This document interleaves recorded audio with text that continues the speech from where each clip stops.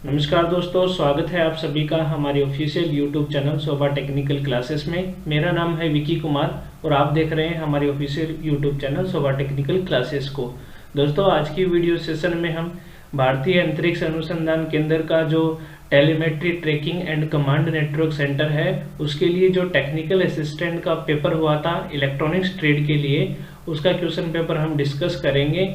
और दोस्तों, मैं आपको बताना चाहूँगा कि इससे पहले हमने 2 वीडियो में 20 क्वेश्चन डिस्कस कर लिए हैं। अगर आपने वो वाला वीडियो अभी तक नहीं देखा है तो उन सभी वीडियो का लिंक इस वीडियो के डिस्क्रिप्शन बॉक्स में दिया गया है, आप वहाँ से सीधे वीडियो पर पहुँच सकते हैं। तो चलिए शुरुआत करते हैं और क्वेश्चन 1 को देखते हैं कि क्या दिया गया है। देखिए, क्वेश्चन नंबर 1 हमारे सामने आ चुका है और क्वेश्चन नंबर 1 में हमसे पूछा गया है ए ट्रांसपोंडर इज सैटेलाइट इक्विपमेंट विच। एक ट्रांसपोंडर है वो सैटेलाइट इक्विपमेंट है जो कि क्या करता है, हमसे इस रिगार्ड्स में हमें पूछा गया है। ऑप्शन 1 हमको बोल रहा है, ऑप्शन 1 में हमें दिया गया है ग्राउंड स्टेशन से सिग्नल को प्राप्त करता है यानी कि रिसीव करता है। ऑप्शन बी में हमें दिया गया है change the frequency of received signal. Option C में दिया गया है read transmit the received signal. और ऑप्शन 4 में हमें बोल रहा है does all the above mention function, यानी कि ये सभी जो काम है वो ट्रांसपोंडर करता है। तो दोस्तों, अगर हम ट्रांसपोंडर की बात करें तो एक सैटेलाइट के अंदर ट्रांसपोंडर एक वेरी इंपॉर्टेंट इंस्ट्रूमेंट होता है जो कि क्या करता है, जो कि हमारे अर्थ स्टेशन से जो भी सिग्नल आता है अपलिंक फ्रीक्वेंसी के द्वारा उसको क्या करता है, रिसीव करता है।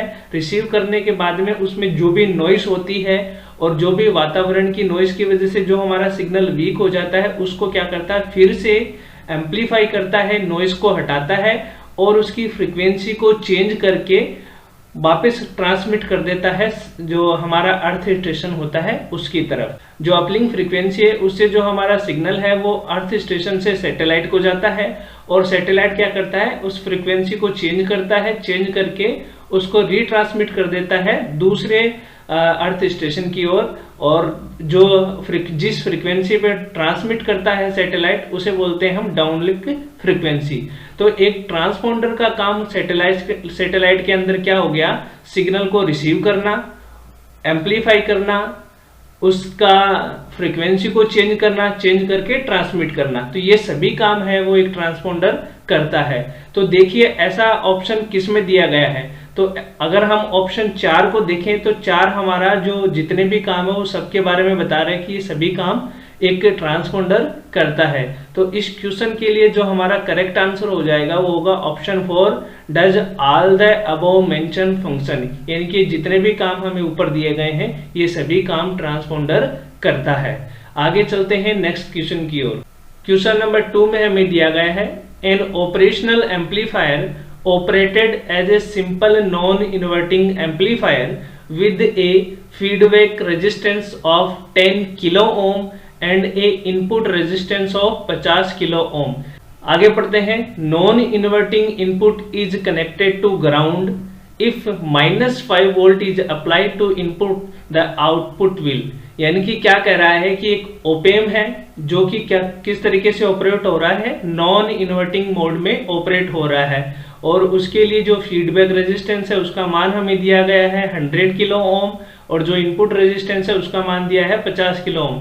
और इसका जो नॉन इन्वर्टिंग टर्मिनल है यानी कि जो पॉजिटिव वाला टर्मिनल है उसको कनेक्ट कर रखा है हमने ग्राउंड से और उसका जो दूसरा इनपुट है जो इन्वर्टिंग टर्मिनल है उसको हमने कनेक्ट किया है -5 वोल्ट सप्लाई से। तो अब हमसे पूछा गया है कि इसका आउटपुट क्या होगा।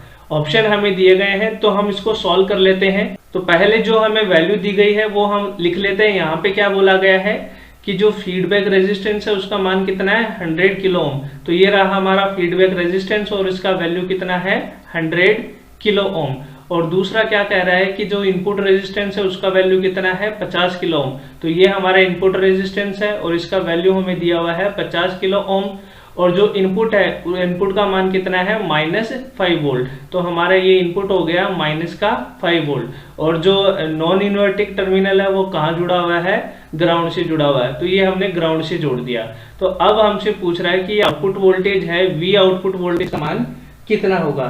तो दोस्तों जब भी एक ओपेम है जो नॉन इन्वर्टिंग मोड में अगर ऑपरेट हो रहा हो, तब उसके लिए जो आउटपुट वोल्टेज का जो फॉर्मूला होता है वो वी आउट बराबर होता है minus R F divided by R in into V in. ये हमारा फॉर्मूला होता है।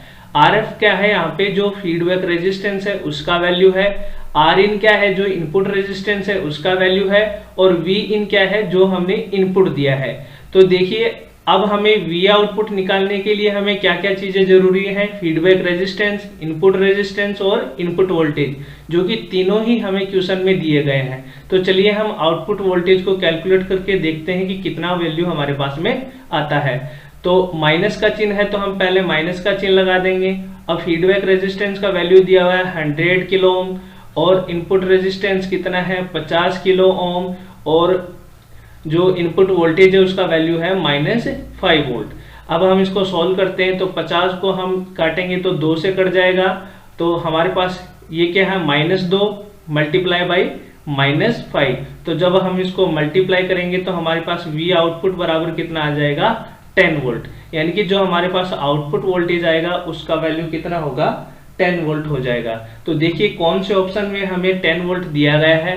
तो अगर हम ऑप्शन नंबर सी को अगर देखते हैं तो इसमें क्या दिया गया है 10 वोल्ट। तो इसलिए हमारा जो करेक्ट आंसर हो जाएगा वो क्या होगा, ऑप्शन नंबर सी 10 वोल्ट। आगे चलते हैं नेक्स्ट क्वेश्चन पे और देखते हैं नेक्स्ट क्वेश्चन में हमें क्या दिया गया है। क्वेश्चन नंबर 3 हमें दिया गया है A 20 meter antenna give a certain uplink gain at the frequency of 4 uplink frequency and 6 gigahertz downlink frequency. यानी कि एक एंटीना है जिससे के द्वारा क्या किया जा रहा है, सिग्नल को ट्रांसमिट किया जा रहा है, और उसके लिए जो अपलिंक फ्रीक्वेंसी है उसका मान कितना है 4 गीगाहर्ट्ज, और जो डाउनलिंक फ्रीक्वेंसी है उसका मान कितना है 6 गीगाहर्ट्ज, और एंटीने की हाइट कितनी है 20 मीटर। अब बोल रहा है for getting the same gain in the 20 gigahertz uplink frequency and 30 gigahertz downlink frequency band antenna size required in metre. अब पूछ रहा है कि अगर एंटीना का गेन है वो क्या होना चाहिए, सेम होना चाहिए, यानी कि जितना गेन हमें इस पहले वाली कंडीशन में मिल रहा था उतना ही गेन हमें कब मिलना चाहिए, जो सेकंड वाली कंडीशन है तब मिलना चाहिए। गेन का मान चेंज नहीं होना चाहिए। तो अब बताइए कि जो एंटीने की हाइट हम कितनी रखें कि हमें सेम गेन प्राप्त हो। तो दोस्तों आपने जब नीड ऑफ मॉड्यूलेशन पढ़ा है तो नीड ऑफ मॉड्यूलेशन में हम क्या पढ़ते हैं कि अगर हमें किसी भी सिग्नल को with the help of antennae की हेल्प से हमें क्या करना है, ट्रांसमिट करना है, तो हमें क्या करना पड़ेगा, जो एंटीने की हाइट h है वो क्या लेनी पड़ेगी, जिस भी फ्रीक्वेंसी का सिग्नल हम ट्रांसमिट कर रहे हैं उसका जो वेवलेंथ है लैम्डा उसका 4th पार्ट होना चाहिए। मिनिमम हाइट इतनी होगी तभी हम उस सिग्नल को ट्रांसमिट कर पाएंगे with the help of antenna. ठीक है, तो अब देखिए क्या हम इस फॉर्मूले से इस वाले क्वेश्चन को कर सकते हैं, क्या नहीं कर सकते, क्योंकि यहाँ पे रिलेशन हाइट और किसमें है, लैम्डा में। तो हमें यहाँ पे क्या चीजें दी गई हैं, फ्रीक्वेंसी दिया गया है और हाइट दी गई है, तो अब यहाँ से तो हम कैलकुलेट नहीं कर सकते। तो अब हमारे पास एक दूसरा फॉर्मूला है, वो क्या है, वो ये है कि जो लैम्डा है वो लैम्डा बराबर होता है C/F। ठीक है, तो अब यहाँ से अगर हम लैम्डा की वैल्यू इस वाले पहले वाले फॉर्मूले में रख दें तो हमारे पास रिलेशन किसके साथ में आ जाएगा, h का रिलेशन आ जाएगा फ्रीक्वेंसी के साथ में। तो चलिए अब हम करके देखते हैं। तो h बराबर अगर लैम्डा की वैल्यू हम C/F रखें तो ये हो जाएगा C/F और बटे में कितना है 4। अब अगर हम इसको सॉल्व करेंगे तो क्या हो जाएगा C/F और ये उल्टा होकर मल्टीप्लाई हो जाएगा, तो ये हो जाएगा 1/4। यानी कि हमारे पास जो h और फ्रीक्वेंसी है इसके लिए फॉर्मूला क्या आया, C/4f। अब हमें क्या देखना है, अब हमें रिलेशन देखना है, क्या रिलेशन यहाँ पर निकल के आ रहा है। तो अगर हम हाइट और फ्रीक्वेंसी के अंदर जो रिलेशन देखें तो क्या आ रहा है कि जो हाइट है वो इनवर्सली प्रोपोर्शनल है फ्रीक्वेंसी के, यानी कि अगर आप सिग्नल की फ्रीक्वेंसी को बढ़ा देंगे तो हाइट हमें क्या लेनी पड़ेगी, कम लेनी पड़ेगी, और अगर फ्रीक्वेंसी को कम करते हैं तो हाइट हमें ज्यादा लेनी पड़ेगी। ठीक है, तो अब देखिए जो पहले हमें फ्रीक्वेंसी दी गई थी वो कितनी थी? अपलिंक फ्रीक्वेंसी का मान था 4 गीगाहर्ट्ज और डाउनलिंक फ्रीक्वेंसी का मान था 6 गीगाहर्ट्ज। तो हमने क्या किया, अब देखिए यहाँ पे फ्रीक्वेंसी का मान बढ़ा दिया है। तो अगर हम यहाँ से देखते हैं तो यहाँ पर अगर हम देखें तो फ्रीक्वेंसी देखिए, पहले अपलिंक फ्रीक्वेंसी थी 4 गीगाहर्ट्ज और उसके बाद में कितनी चेंज कर दी है हमने, 20 गीगाहर्ट्ज। ठीक है, और डाउनलिंक फ्रीक्वेंसी की बात करें तो डाउनलिंक फ्रीक्वेंसी पहले थी 6 गीगाहर्ट्ज और अब हमने कितनी कर दी है, 30 गीगाहर्ट्ज। तो देखिए फ्रीक्वेंसी अगर हम यहाँ से देखें तो फ्रीक्वेंसी देखिए कितना गुना बढ़ गई है। तो अगर हम 4 को 5 से मल्टीप्लाई करें तो कितना आ जाएगा, 20, और अगर 6 को 5 से मल्टीप्लाई करें तो कितना आ जाएगा, 30। यानी कि जो हमारी फ्रीक्वेंसी है वो कितना गुना बढ़ी है, 5 गुना बढ़ी है। और अगर हम इस रिलेशन से देखें तो ये रिलेशन क्या कहता है कि जिस मल्टीपल में फ्रीक्वेंसी बढ़ेगी उसी मल्टीपल में जो हाइट है वो क्या हो जाएगी, कम हो जाएगी। यानी कि अगर फ्रीक्वेंसी 5 गुना बढ़ी है तो हाइट कितनी गुना कम हो जाएगी, 5 गुना कम हो जाएगी। तो पहले हमारे पास हाइट कितनी थी, वो थी 20 मीटर। तो जब हम इतनी फ्रीक्वेंसी का यूज करेंगे तो हमारे पास हाइट कितनी आ जाएगी, तो ये आएगी इसका जो इसका 5th पार्ट होगा वो हाइट हमें लेनी पड़ेगी। तो अब यहाँ से h बराबर कितना आ जाएगा, 20 डिवाइडेड बाई 5, और इसको सॉल्व करेंगे तो हमारे पास आंसर आएगा 4 मीटर। यानी कि हमारे पास जो एंटीने की जो हाइट रिक्वायरमेंट है वो कितना है, 4 मीटर है। तो इस क्वेश्चन के लिए जो हमारा करेक्ट आंसर हो जाएगा वो होगा ऑप्शन नंबर सी, 4 मीटर। मुझे लगता है अब आपको ये अच्छे से समझ में आ गया होगा कि हमने किस तरीके से इस न्यूमेरिकल प्रॉब्लम को सॉल्व किया है। अब चलते हैं हम नेक्स्ट क्वेश्चन की ओर और देखते हैं नेक्स्ट क्वेश्चन में हमें क्या दिया गया है। क्वेश्चन नंबर 4 हमें दिया गया है, RF amplifier are used in radio receiver. RF amplifier का प्रयोग रेडियो अभिग्राही के लिए किया जाता है।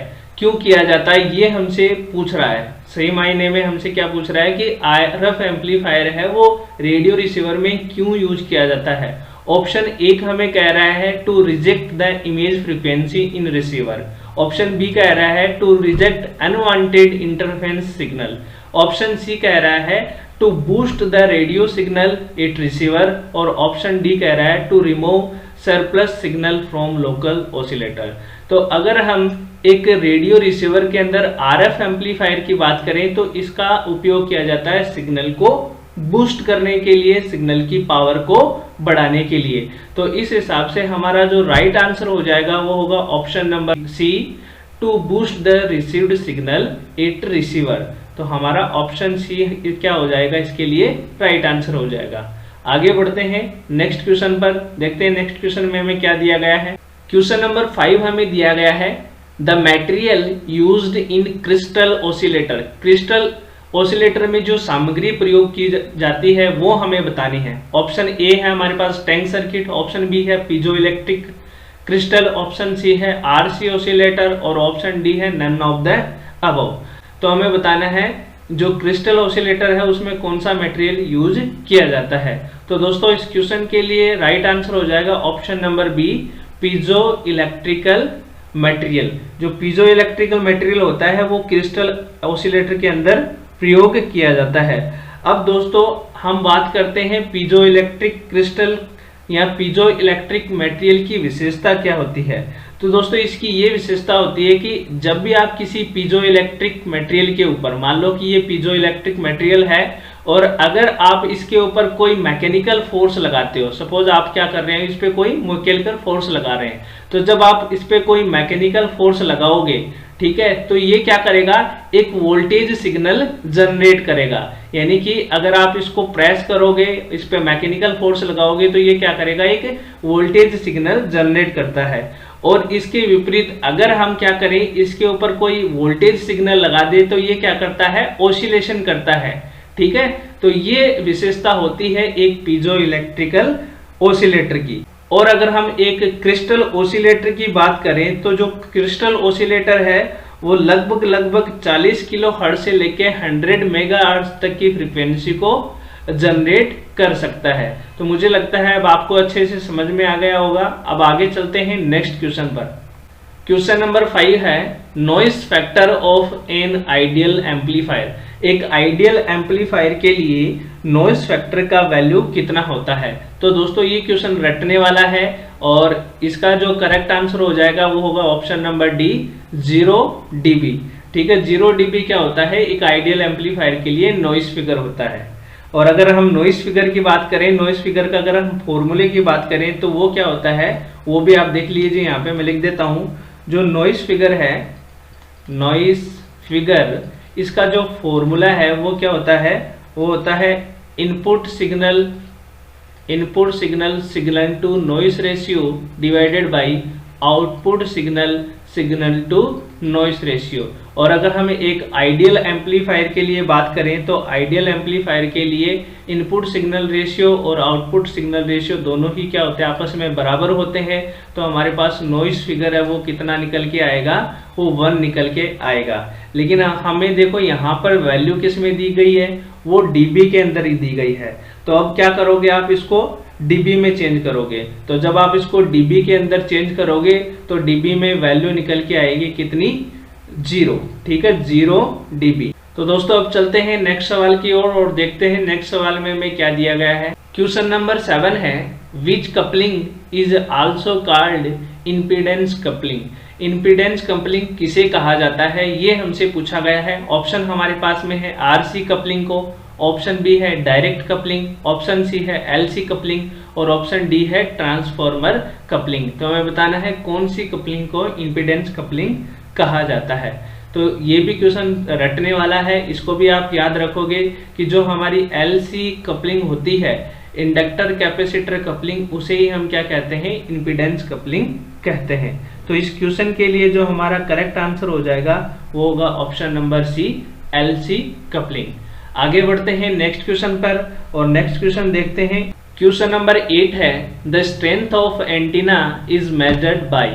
एंटीने की जो शक्ति है वो किसके द्वारा मापी जाती है। ऑप्शन 1 में हमें दिया गया है करंट के द्वारा, ऑप्शन बी हमें दिया गया है रेडिएशन पैटर्न के द्वारा, ऑप्शन सी है रेडिएशन इंटेंसिटी के द्वारा और ऑप्शन डी है इम्पल्स यानी कि आवेग के द्वारा।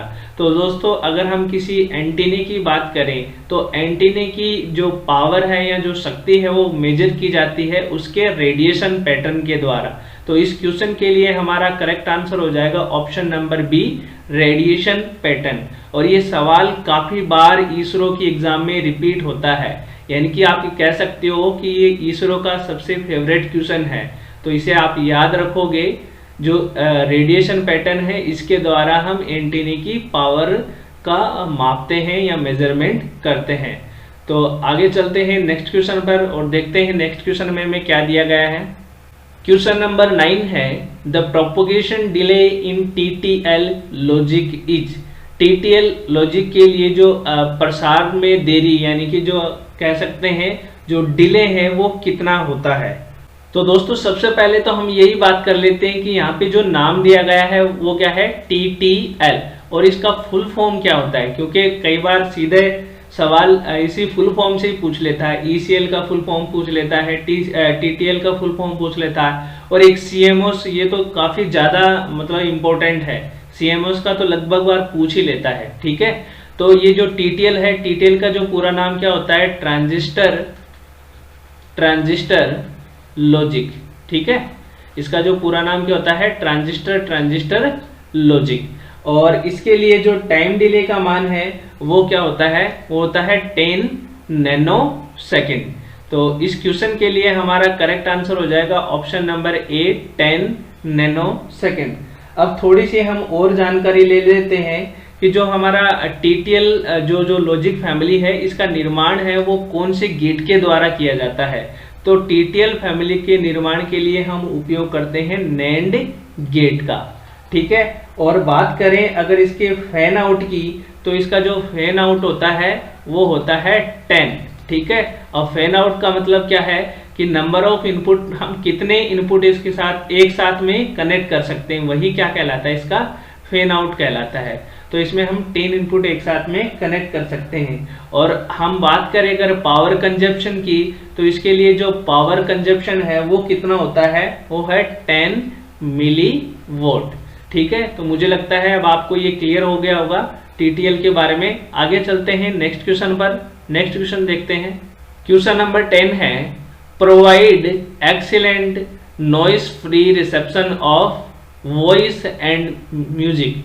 तो यहाँ पर अगर आपको क्वेश्चन नहीं समझ में आ रहा तो यहाँ पे विच लगा लीजिए। Which provide excellent noise free reception of voice and music, यानी कि इनमें से जो ऑप्शन हमें दिया गया है, इनमें से कौन सा जो मॉड्यूलेशन मेथड है जिसमें हम किसी वॉइस सिग्नल या किसी म्यूजिक सिग्नल की जो क्वालिटी है वो सबसे बेस्ट यानी कि अच्छी मिलती है। ऑप्शन हमारे पास में दिए हैं AM यानी कि एम्पलीट्यूड मॉड्यूलेशन में, ऑप्शन B है PM फेज मॉड्यूलेशन में, ऑप्शन C हमें दिया गया है FM फ्रीक्वेंसी मॉड्यूलेशन में, और ऑप्शन D है हमारे पास बोथ A एंड B दोनों। तो दोस्तों अगर हम म्यूजिक सिग्नल की बात करें तो म्यूजिक सिग्नल में जो एक्सीलेंट क्वालिटी होती है वो होती है FM यानी कि फ्रीक्वेंसी मॉड्यूलेशन की। ऐसा क्यों होता है, क्योंकि दोस्तों जो फ्रीक्वेंसी मॉड्यूलेशन होता है इसमें क्या होता है कि कैरियर जो सिग्नल है उसकी जो फ्रीक्वेंसी है वो चेंज होती है जो हमारा बेस बैंड सिग्नल होता है उसके अकॉर्डिंग। ठीक है, यानी कि एम्पलीट्यूड है, एम्पलीट्यूड में किसी प्रकार का चेंज नहीं होता है, और एम्पलीट्यूड में चेंज नहीं होने की वजह से क्या होता है, इसमें जो नॉइस है वो कम हो पाती है और हमें जो क्वालिटी मिलती है म्यूजिक और वॉइस की वो एक्सीलेंट मिलती है। तो इस क्वेश्चन के लिए हमारा सही आंसर हो जाएगा FM। लेकिन इसका कुछ लिमिटेशन भी है, क्योंकि जो FM है FM को हम लॉन्ग डिस्टेंस के लिए यूज नहीं कर सकते। तो हम इसका कितनी डिस्टेंस तक यूज कर सकते हैं, तो हम FM मॉड्यूलेटेड सिग्नल को मैक्सिमम लगभग 50 किलोमीटर की दूरी तक ट्रांसमिट कर सकते हैं, इससे ज़्यादा ट्रांसमिट नहीं कर सकते। वहीं अगर हम AM की बात करें तो AM के द्वारा हम लॉन्ग डिस्टेंस कम्युनिकेशन कर सकते हैं। ठीक है दोस्तों, और अगर फ्रीक्वेंसी से रिलेटेड पूछा जाए कि जो FM है FM की फ्रीक्वेंसी कितनी होती है, तो इसकी जो फ्रीक्वेंसी है वो 85 मेगाहर्ट्ज से लेकर 108 मेगाहर्ट्ज की फ्रीक्वेंसी होती है FM के लिए। और ये आपने रेडियो पे सुना भी होगा कि ये जो प्रोग्राम है वो इतना मेगाहर्ट्ज फ्रीक्वेंसी पे आ रहा है। ठीक है, तो वो क्या है कि जिस फ्रीक्वेंसी पे वो जो प्रोग्राम है वो ट्रांसमिट हो रहा होता है वो हमें बताता है। ठीक है, तो दोस्तों आज का वीडियो हम यहीं पे समाप्त करते हैं। आपको वीडियो कैसा लगा हमें कमेंट करके जरूर बताएं, और अगर वीडियो अच्छा लगा है तो आप चैनल को लाइक करें, सब्सक्राइब करें और साथ ही बेल आइकन को प्रेस कर दें, ताकि जब भी हम कोई नया वीडियो अपने चैनल पर पोस्ट करेंगे तो वो आपको तुरंत नोटिफिकेशन के माध्यम से समय समय पर मिलता रहेगा।